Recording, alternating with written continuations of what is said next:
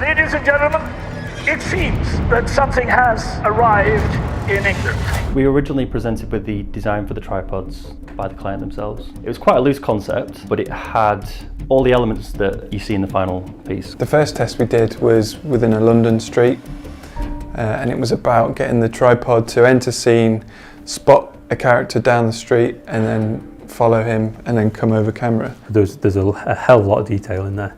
There's detail in there that you never see in the TV programme. There was a whole mechanism of how the foot works, the mechanism of the foot, the kind of the sinew and the materials that drive the different platelets in the foot.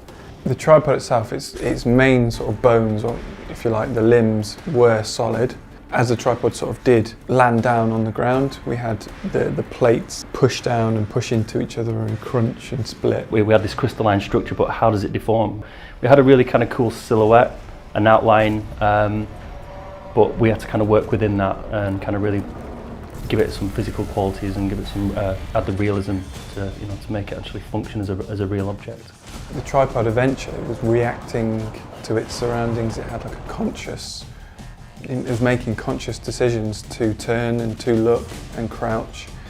The way it moved, its limbs was no longer just A to B. It was lifting its shoulders and bringing its foot up and then dropping it down. It was a lot more organic and just a lot more sort of animalistic, like a creature.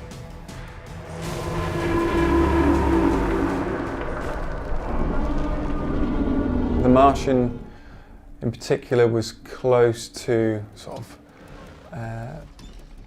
horse size in sort of weight and the speed at which it could move.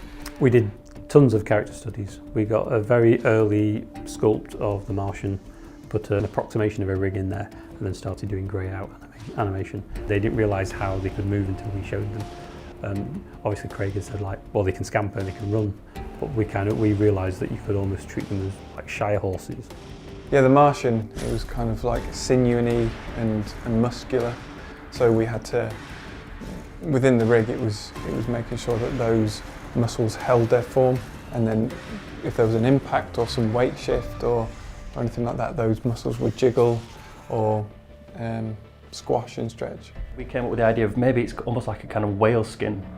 So it's got a little bit more vulnerability than the crystal structure for the tripods. All of the sort of killing scenes were established in the character studies that we did. So we did a hunting shot, we did a creeping up shot, we did a pounce, we did like a warrior shot where it was the alpha Martian is kind of bigger and stronger. The front of its face is kind of malleable. It can change the shape of it. In the TV series, we only see it as this spike that you can use to kill people. But the idea is that these Martians aren't just warriors, they are intelligent beings. It means that in theory they can interact with their surroundings with more dexterity than they would with just 3 legs. They are coming! Ready!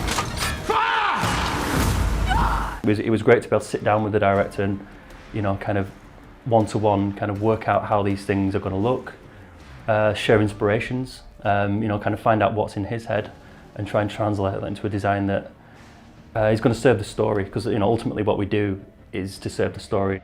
So I don't think you can create successful designs without having that close collaboration with the creative people. It kind of showed the client that we had the vision, that we had creativity, we had ideas, and we'll be a kind of a partner that you could kind of come to for solutions as well as just to work for hire. Is this the wages of our sin?